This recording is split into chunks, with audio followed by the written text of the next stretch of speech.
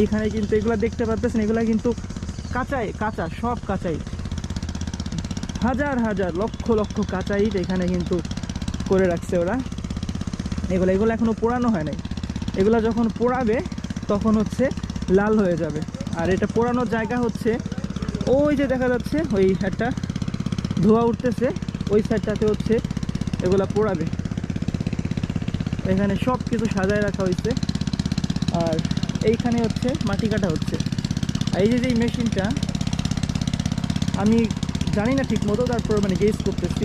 এইখানে যে মেশিনটা, এইখান থেকে হচ্ছে এটার মধ্যে মাটিগুলো ওরা ভরে, মাটি ভরার পরে এটা যখন চালায় তখন এটা ঘুরতে থাকে। এটা ঘুরলে হচ্ছে মাটিগুলা একদম নরম হয়ে যায়।